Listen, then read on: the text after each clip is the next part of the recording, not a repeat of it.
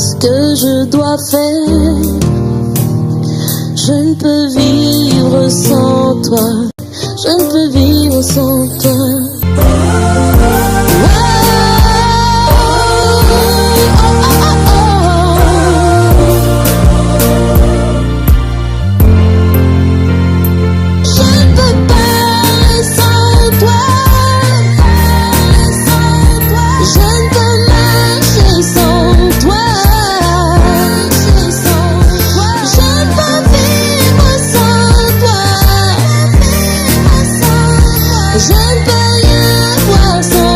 Que la grâce de Dieu soit avec vous, que le Seigneur vous bénisse. Amen. J'aimerais ce matin qu'on prenne le livre de Genèse chapitre 37. S'il n'y a pas de Genèse chapitre 37 dans ta Bible, ça doit être le Nouveau Testament. Et si ce n'est pas un Nouveau Testament, jette ta Bible. Ce n'est pas une Bible. Genèse chapitre 37. Tiens-toi debout, on va lire ensemble.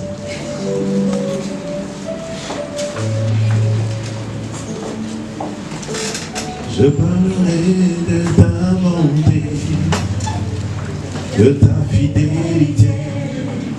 Je dirai tout haut,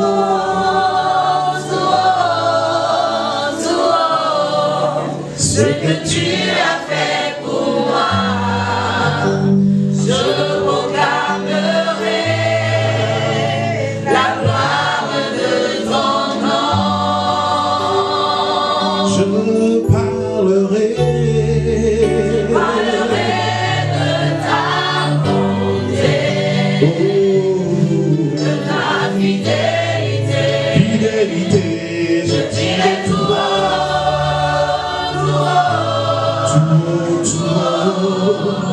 ce que tu as fait pour moi. Je proclamerai la gloire de ton nom. Je parlerai la bonté, fidélité.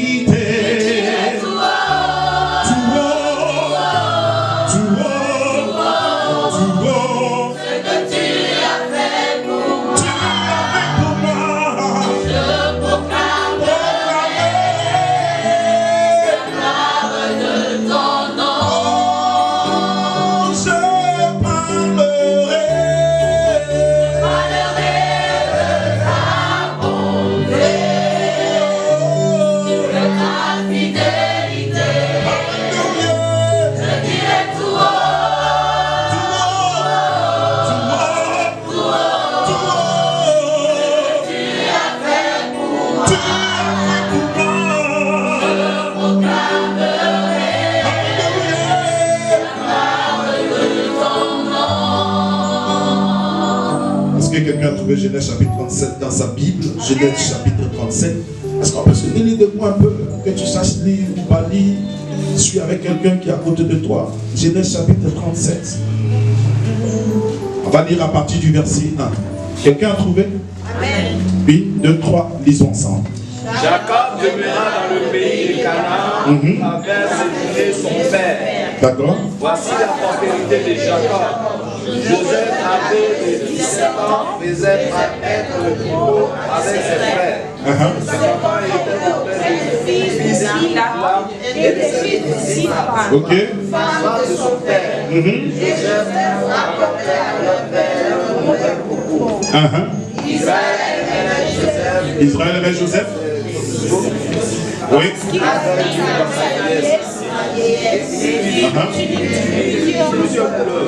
D'accord. Oui. Et il le prit en elle.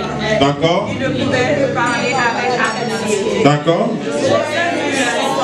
Joseph eut un songe. Et il le raconta à ses frères.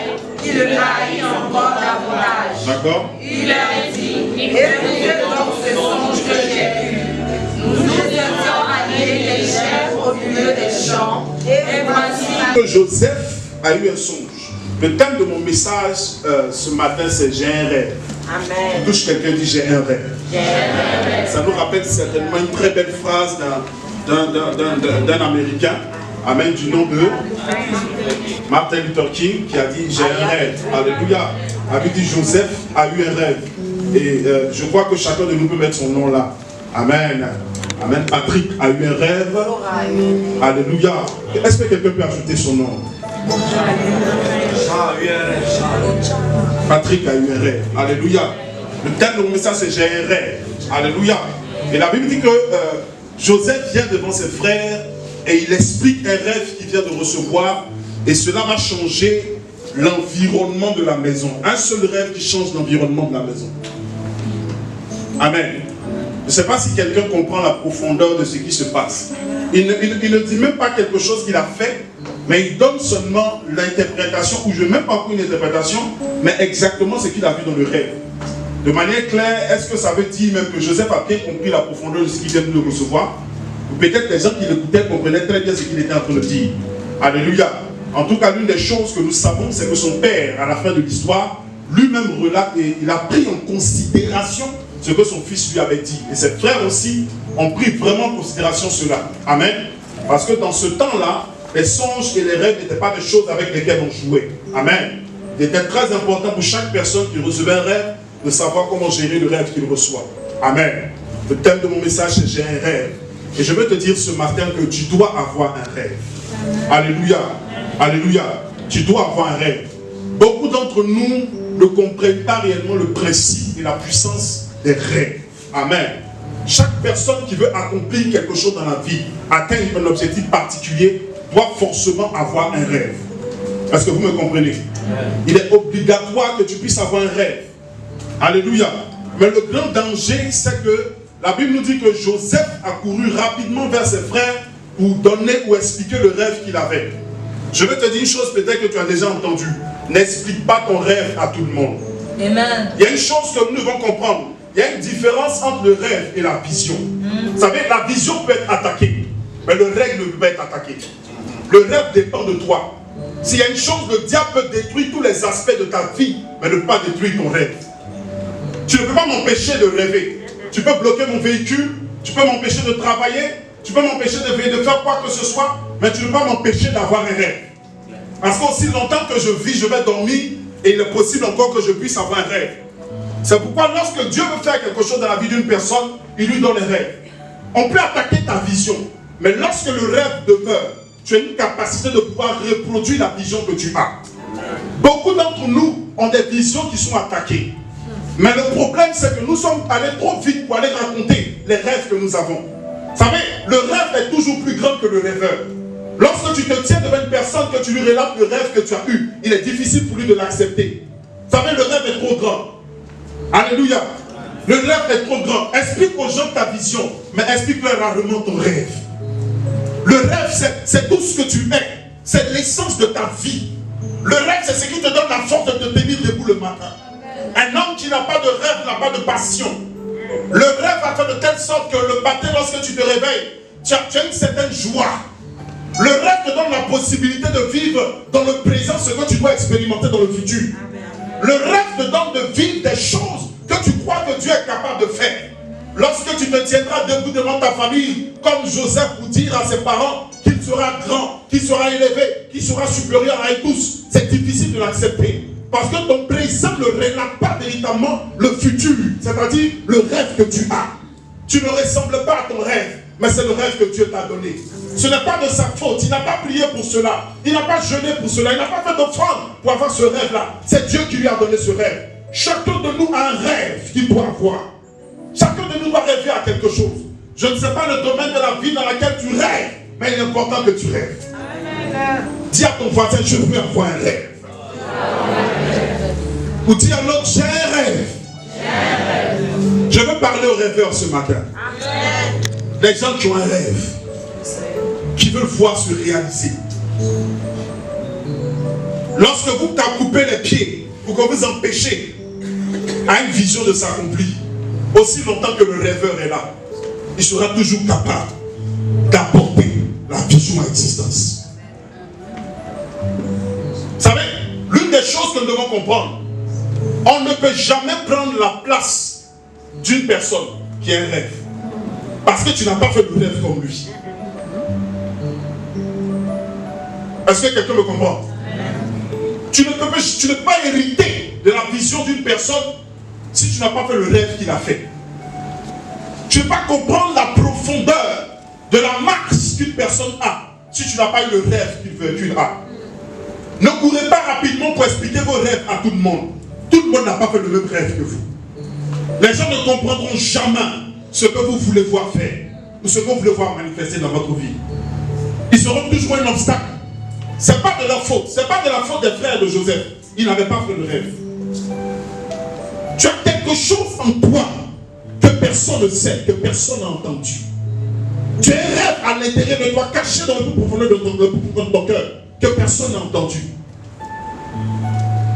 Est-ce que quelqu'un peut comprendre? Il y a quelque chose que tu as. Il y a quelque chose que Dieu t'a dit.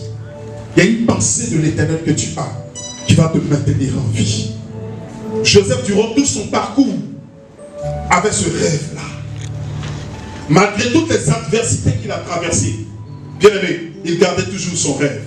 Vous savez, la première fois il a couru, il est allé parler. La deuxième fois il a couru, il allait parler. Mais après tout ce qu'il a vécu, vous allez voir que Joseph ne racontait plus de songes. Il ne parlait plus jamais des songes qu'il avait. Cela ne veut pas dire que Dieu ne lui parlait plus, mais il était devenu sage. Écoute-moi, lorsque tu as un rêve à l'intérieur de toi, sache que l'ennemi va tout faire. La Bible dit que les frères de Joseph voulaient le détruire. Pourquoi? À cause de ses rêves. Un rêveur, c'est celui qui est capable d'accomplir de grandes choses. Il y a des choses que tu veux voir faire, bien aimé, mais tu dois avoir un rêve. Chaque matin, lorsque tu te lèves, lorsque tu t'habilles, lorsque tu te déplaces, lorsque tu fais quoi que ce soit dans la vie, c'est ton rêve qui te motive. Tant que le visionnaire n'est pas un rêveur, il ne sera jamais capable d'accomplir sa vision. C'est vrai. Même lorsqu'on l'a mis KO, on lui a tout arraché. Son père, qui était comme son soutien, on lui a arraché Potiphar, qui était comme la solution qu'il avait eu au parcours. Quand on lui a tout arraché, il avait quand même son rêve. Ton entreprise peut tomber, mais ton rêve ne tombe pas. Tes affaires peuvent tomber, mais ton rêve ne tombe pas. C'est pourquoi une femme ne peut pas enlever ton mari. Même si elle le prend, elle n'a pas eu le rêve que tu as. Tu as eu pour le voir. Elle ne pourra pas tenir dans les adversités qu'il traverse. Parce qu'elle n'a pas eu ce rêve-là. Il y a des choses que le rêve enfante. Et Dieu veut que chacun de nous puisse avoir cette mentalité de rêveur. Amen. Sans le rêve, tu ne verras jamais la grandeur de ce que tu veux faire. Le rêveur, lorsqu'il se lève le matin, il est dans la joie. Malgré sa situation difficile qui l'entoure. Il a la capacité de tirer une joie du rêve qu'il a. Il a un objectif qu'il veut atteindre. Est-ce que quelqu'un me comprend? Tu as un rêve. Touche ton voisin et dis j'ai un rêve. Et je vais accomplir mon rêve. Je vais accomplir mon rêve. Ils ont tout fait pour l'empêcher d'accomplir son rêve. Mais on ne peut pas bloquer le processus d'un rêve. Le rêve n'est pas saisissable. C'est en moi. C'est en toi. C'est dans ta pensée, c'est dans ton être. Il y a des choses que tu seras capable de faire que les gens qui sont autour de toi ne comprendront pas. Il y a des sacrifices que tu peux faire à cause du rêve que tu as. Bien aimé, tu as un rêve. Le rêveur, pendant que tout le monde est en train de dormir, lui ne dort pas, tant qu'il n'a pas encore vu la réalisation de son rêve. Joseph savait une chose, malgré le temps qui était en train de s'écrouler, son rêve allait s'accomplir. Son rêve allait s'accomplir. Je veux dire à quelqu'un ce matin, ton rêve va s'accomplir. Dis à ton voisin, mon rêve va s'accomplir. Mon rêve va s'accomplir. Il te faut un rêve. Tu te lèves le matin, pourquoi? Tu vas au travail, pourquoi? Bien aimé, l'objectif de ta vie, ce n'est pas simplement d'aller travailler le matin. Ce n'est pas ça ton rêve. Il y a quelque chose qui doit être à l'intérieur de toi qui te motive chaque matin. Il y a quelque chose que tu veux voir. Jacob n'a pas oublié le rêve que son fils lui avait dit. C'est pourquoi lorsque ses enfants sont venus le voir pour lui dire que l'enfant était mort, il était difficile pour lui de l'accepter. Parce qu'il savait que ce que son fils avait dit devait s'accomplir. Tu rencontreras toujours des gens sur le parcours de ta destinée qui t'aideront à accomplir ton rêve. Quel que soit le temps que cela va prendre, Dieu va toujours susciter des hommes qui vont t'aider à accomplir ton rêve. Mais quelles que soient les incompréhensions des hommes, les gens ne comprendront pas toujours. Mais tu dois avoir un rêve. J'aimerais que tu te tiennes debout, tu touches quelque chose. Moi j'ai un rêve. J'ai un rêve. J'ai un rêve. Peut-être que ton rêve est de devenir un grand homme de Dieu. Peut-être que ton rêve est de bâtir, d'implanter des églises partout dans le monde. Peut-être que ton rêve est de faire de grandes choses pour le Seigneur. Peut-être que ton rêve est de voir tes enfants se réjouir. Bien-aimé, je vais te donner une bonne nouvelle ce matin. Tu ne mourras pas tant que tu n'as pas encore vu ce rêve se manifester.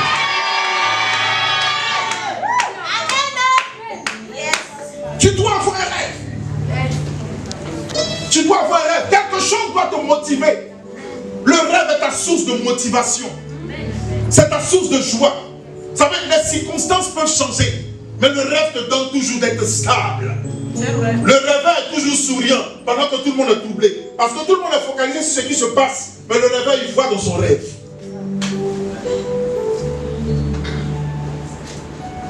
Est-ce que vous comprenez? Le rêveur voit quelque chose d'autre. Ton rêve va te conduire à toucher des dimensions dans la vie que tu n'as jamais pensé que tu pouvais avoir. Dieu ne te donnera jamais un rêve qui a ta dimension. Dieu va toujours te donner un rêve qui est plus grand que toi. C'est pourquoi lorsqu'Israël est arrivé devant Canaan, qu'ils ont regardé la terre promise, ils pensaient que ça allait être quelque chose de facile. Mais il fallait qu'il y ait des géants à l'intérieur. Un homme qui ne veut pas d'adversité ne verra jamais de réalisation. Il n'y a pas de champion sans championnat. Il n'y a pas d'héros sans bataille. Il n'y a pas de vainqueur sans combat. Tu ne peux jamais un jour être couronné si tu n'as pas gagné quelque chose. Dieu va toujours te permettre d'avoir ces choses-là pour te donner des éléments de couronnement. Ce que tu dois comprendre, garde ton rêve. Tu rencontreras des hommes sur le parcours de ta destinée qui vont te désorienter par rapport à ton rêve. Qui vont te dire non, c'est trop grand pour toi. C'est trop beau pour toi. C'est trop cher pour toi. Écoutez-moi, le rêve ne dépend pas de toi, mais le rêve dépend de celui qui a donné le rêve. Tu n'es simplement qu'un rêveur. C'est pourquoi ne pense pas que tu seras capable par tes forces d'accomplir ce que l'Éternel te demande d'accomplir. Ne te limite pas en fonction de ton potentiel ou des moyens financiers que tu possèdes. Regarde en fonction de celui qui t'a donné le rêve. Est-ce que quelqu'un me comprend? Le rêve que Dieu t'a donné, il a la force de pouvoir, la capacité de te permettre de l'accomplir. Je veux dire à quelqu'un ce matin que la provision divine est nécessaire. Et provision divine, elle est disponible pour tous les rêveurs. Les personnes qui ont quelque chose dans le cœur pour le Seigneur. Les églises de cieux sont toujours disponibles pour eux.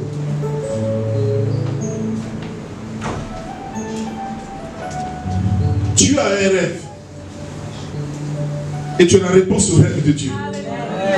Et en ton cœur, il pose son rêve à lui. Tu verras la gloire de Dieu. Tu as eu un rêve. Et Dieu t'a fait voir ce rêve. Je vais te dire une chose. Ce rêve ne peut pas mourir. Est-ce que quelqu'un me comprend? Ce rêve ne peut pas mourir. Lorsque Joseph était en train de traverser ces périodes difficiles, peut-être qu'à un moment il pouvait se dire, ah mais c'est fini, je suis en train de mourir. Là c'est terminé. Mais ce n'était pas la fin.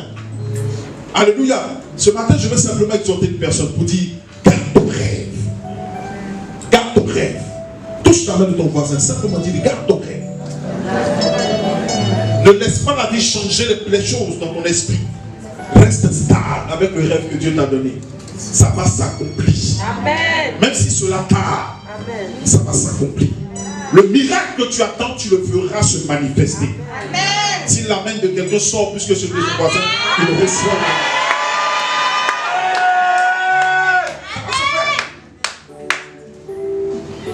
Quel que soit le temps que ça va prendre, ça va se faire. Ça va se faire. Tu verras ton rêve s'accomplir. Sache que chaque fois que Dieu suscite un rêveur, il y a plusieurs autres rêveurs. Et chaque rêve, les rêves se rencontrent. Pharaon avait un rêve. Joseph avait un rêve. L'accomplissement du rêve de Pharaon répondait à l'accomplissement du rêve de Joseph. Dieu va toujours te connecter à des gens qui rêvent comme toi, qui vont te permettre d'aller là où tu es en train d'aller.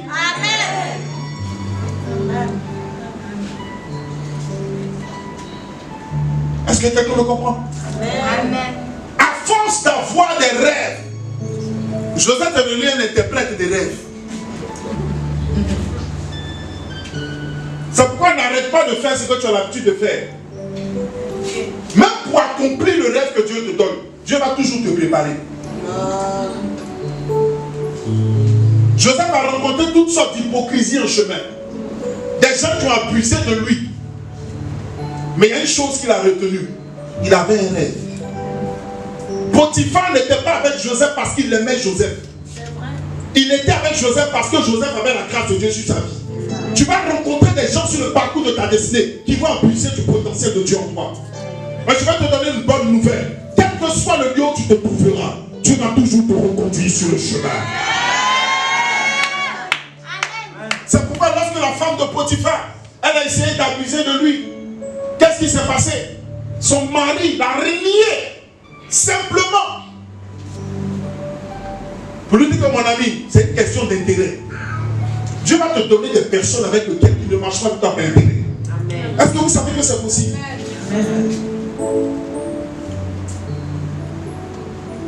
Alléluia. Garde ton rêve. Touche quelqu'un, garde ton rêve. Pas que quelqu'un te distrait, garde ton rêve. Ne laisse pas les situations de la vie te distraire. Ça peut être difficile aujourd'hui. Souvent, tu as comme l'impression que le parcours est tellement compliqué. Il n'y a même plus de possibilité pour que le rêve s'accomplisse. Mais la bonne nouvelle que j'ai pour toi, c'est que le Dieu que nous servons est fidèle. Et il veille sur l'accomplissement de sa parole. Même plusieurs années après, tu verras ce rêve s'accomplir. David avait un rêve. Et son rêve l'a conduit dans beaucoup de problèmes. On l'a consacré. Il allait accompagner, il allait donner la nourriture à ses frères sur le champ. Et quand il arrive là, il trouve qu'il y a un Philistin qui est en train d'insulter le peuple de Dieu. Il est fâché. Il dit, mais comment ça? Mais regardez une chose. Il demande, mais attendez, qu'est-ce qu'il gagne, celui qui tue ce Philistin-là? On dit, sa famille sera affranchie. Hein? Il aura la fille du roi comme femme. Bien aimé, ça a créé quelque chose. On lui dit, ah! Il s'est arrêté à un moment, il a commencé à rêver. Donc ma famille peut être libre. Et puis je peux être le gendre du roi. Ça, ce n'est pas un amusement. Hein? Ok, bon, il est où? C'est ça qui l'a motivé. C'est pas parce qu'il voulait le tuer pour le tuer un frère. Il y avait quelque chose derrière. Il avait un rêve. Et quand il a fini de faire ça, est-ce que tout ce qu'il a dit là, ça s'est accompli textuellement? C'est devenu plus compliqué. Au lieu de devenir le gendre du roi, il est devenu l'ennemi du roi. On a commencé à le poursuivre dans tous les coins, courir dans tous les lieux. C'était difficile. Il ne savait même pas quoi faire. Et pendant qu'il était en train de courir, il savait une chose. Il savait que son rêve devait s'accomplir. Le Dieu qu'il avait rencontré dans la maison de son père et qu'il avait fait consacrer roi allait accomplir son plan dans sa vie. Il y avait plusieurs opportunités pour faire mourir, mais il n'est pas mort, il est resté vivant. Parce que son rêve devait s'accomplir. C'est pourquoi même lorsque son fils Absalom est venu le détrôner, l'enlever dans sa position, il est parti. Absalom s'est assis, mais une chose qu'Absalom voulait faire, c'est de le tuer. Parce qu'Absalom savait que ce rêveur-là, si tu le laisses encore aller, même dans la brousse, il va continuer à rêver là-bas. Et il va créer encore un autre royaume. Faisons tout pour l'éteindre.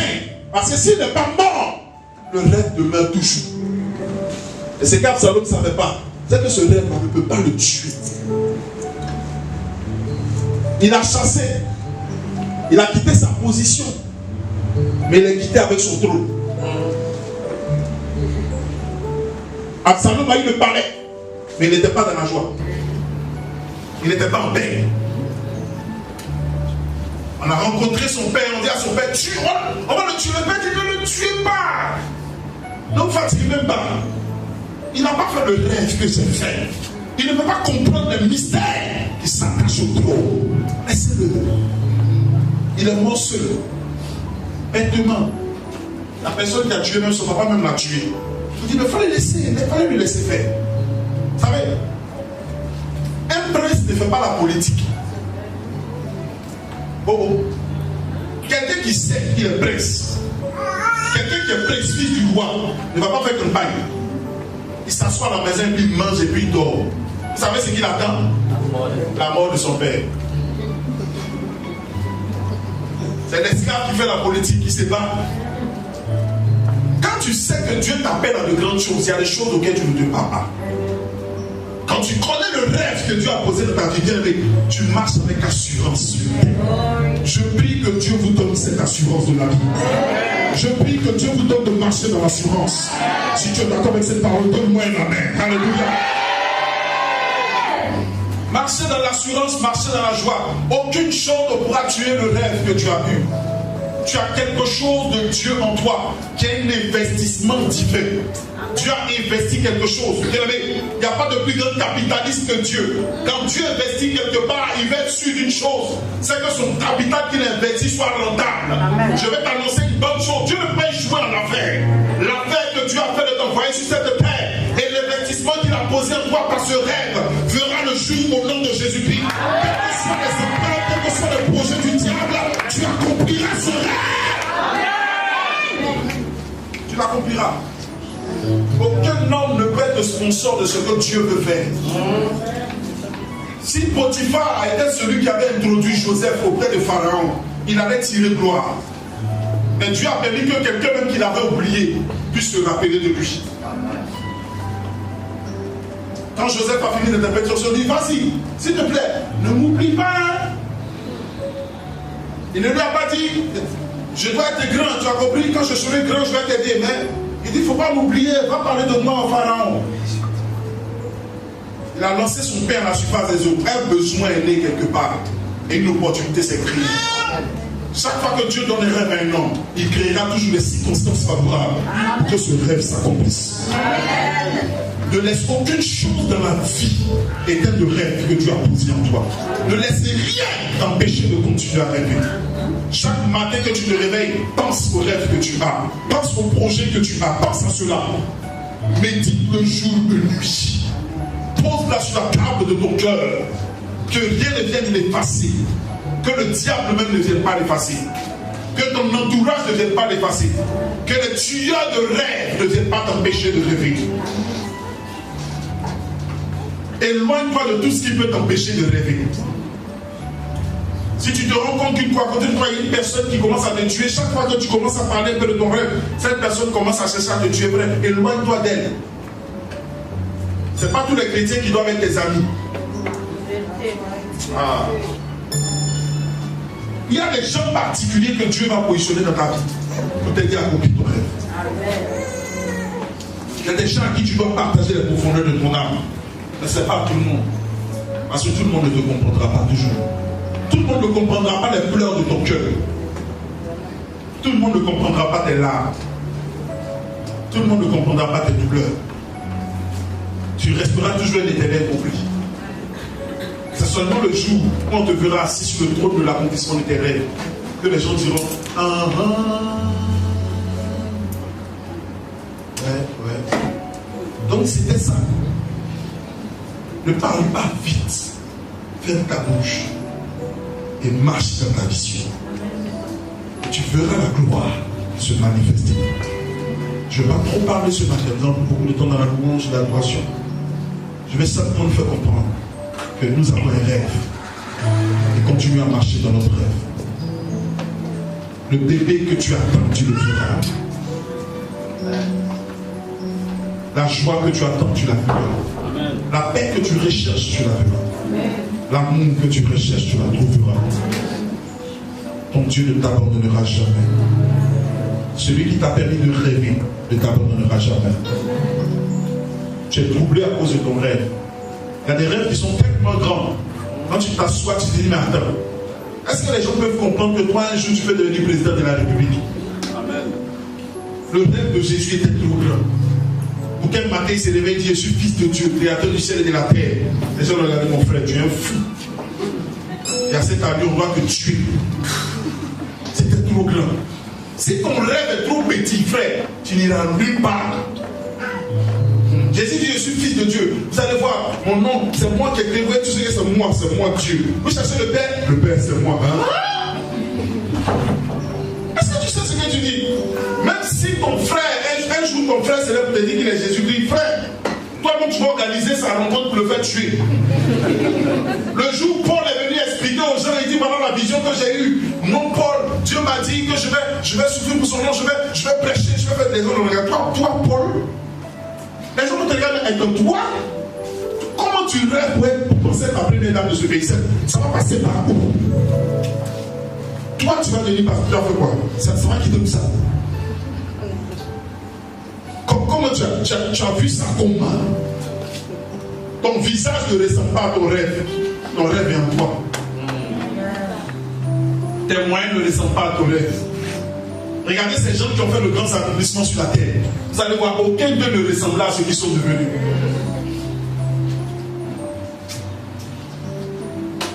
Aucun d'eux.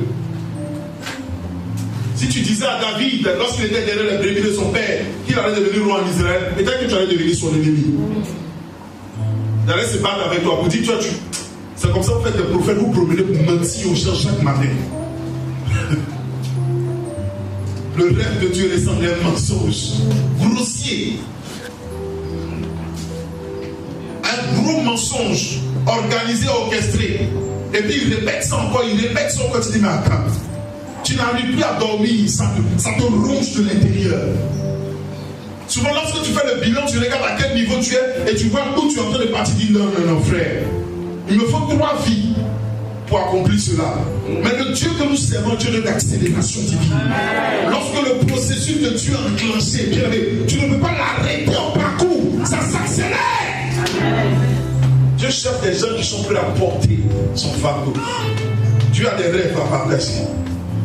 Et souvent lorsque Dieu donne des rêves, les gens ne courent pas avec le rêve. Est-ce que quelqu'un me comprend? Je prie que Dieu réveille des rêves qui ont été endormis. Je prie que Dieu restaure ces femmes, ces hommes qui ont déjà arrêté la fin de leur vie, qui ont déjà établi un verdict. Si tu es capable d'accomplir ta rêve, c'est que ce n'est pas encore ton rêve. Mais chaque fois que Dieu te donnera un rêve, c'est quelque chose que tu ne peux pas faire. Il y a des choses lorsque je m'assois, quand je pense, je sais que je ne suis pas capable. Où ça va sortir? Mais derrière chaque rêve, il y a un sponsor. Ah. Je prie que ce sponsor se révèle au nom de Jésus-Christ. Derrière chaque rêve, il y a un sponsor. Il est là, il te regarde. Faites les premiers pas. Regardez comment il a conduit Joseph. Comme un jeu de dames. Quand il était en prison, on pensait qu'il avait oublié. Mais la prison n'était pas un lieu où il avait été oublié. C'était un rendez-vous divin. Où Dieu l'avait positionné pour attendre les prisonniers qui allaient venir de la maison de Pharaon. Si la femme de Potiphar ne l'avait pas chassé, si on ne l'avait pas mis en prison, on n'allait jamais les rencontrer. On n'allait pas les rencontrer. Si on partait dire à Pharaon qu'il y a un homme quelque part qui interprète des choses, Pharaon ne l'allait pas l'appeler. Vous savez pourquoi? Parce qu'il y a beaucoup d'interprètes de songes dans leur royaume. Il fallait qu'il ait le témoignage concret de quelqu'un qui est auprès de lui pour attester que ce que tu m'as fait vivre, celui qui m'a fait sortir de là, il est là-bas encore. Là où tu es, Dieu va envoyer quelqu'un pour te trouver là où tu es. Écoute-moi, lorsque ton rêve est là, tu n'es pas obligé de te déplacer. Là où tu te trouves. Là où tu te trouves. Dans ton lot départ, là-bas, Dieu envoie toujours des personnes. Dieu enverra quelqu'un. Dieu enverra quelqu'un. Je n'ai pas entendu ton amen. Dieu enverra quelqu'un. Dieu enverra quelqu'un. Pour te trouver là où tu es. Dans la position dans laquelle tu es. Qui va te conduire là où tu dois aller. Il y a des choses que Dieu peut faire dans la vie d'un homme. Mais Dieu veut simplement que nous soyons capables de le cerner dans l'esprit. Est-ce qu'il y a des rêveurs dans cette salle? Est-ce qu'il y a des gens qui ont un rêve? Est-ce qu'il y a des gens qui ont oublié leur rêve? Je ne vais pas prêcher ce matin, j'exhorte. Dimanche prochain, je vais prêcher. Est-ce qu'il y a des gens qui ont un rêve? Est-ce que tu as l'impression que ton rêve, les choses ne marchent pas bien? Est-ce que tu as l'impression que c'est comme si tu es en train de reculer, tu t'éloignes?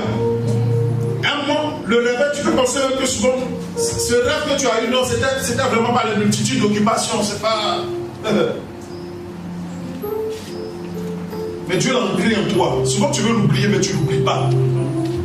Tu te réveilles le matin, c'est là. C'est là. Quand tu pries chaque jour, Dieu te le rappelle. Dieu t'interpelle. Dieu te rassure. Dieu te donne la joie. C'est ce que le Seigneur est capable de faire. C'est ce que le Seigneur est capable de faire. Quel que soit tout ce que tu vis maintenant, le rêve n'est pas encore fini. Ce n'est pas encore fini.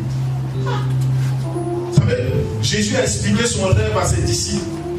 Des gens qui étaient fâchés. Non, c'est pas possible. Il y en a même qui ne croyaient même pas. Est-ce que vous savez que les apôtres, ils croyaient difficilement ce que Jésus leur disait? C'est qu'ils l'ont revu. Qu'un homme comme Thomas dit, attends, on va se rassurer. Il n'a qu'à montrer sa main, je vais mettre la pointe dedans pour être sûr que ce qu'il nous racontait là, c'était vrai. Il est venu se présenter jusqu'à ce qu'il se rende compte. Ceux qui ne croient pas en toi, ton succès va imposer le respect. C'est pourquoi ne te bats pas pour que les gens te respectent. Il ne faut pas te battre pour être acclamé. Laisse ton succès provoquer les gens à acclamer. Laisse ton succès imposer le respect. Il y a des choses que Dieu va faire dans ta vie, même si tu es pareil, tu vas accepter que Jésus est Seigneur. Ta famille qui est incrédule, qui ne veut pas accepter. Il y a des choses que Dieu va faire, comme ça sort, tu te dis, mais attends. Ce qu'elle fait là, c'est sérieux. Hein? Alors on voit de quoi il s'agit là-bas. Et c'est là que le Seigneur va te saisir. Tu seras une occasion de conversion. Tu seras un témoignage ambulant. Ton témoignage sera raconté dans les églises. Ton témoignage fait pas partie des prédications. Je disais mercredi dernier que le livre de Actes n'est pas un livre qui est terminé.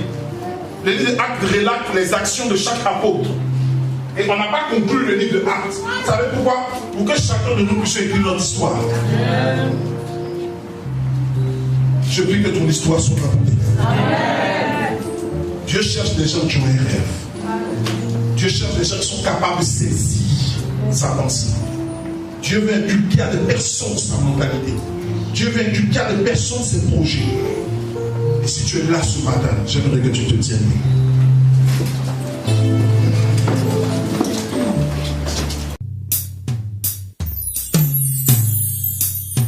Dis-moi ce que je dois faire. Je ne peux vivre sans toi. Je ne peux vivre sans toi.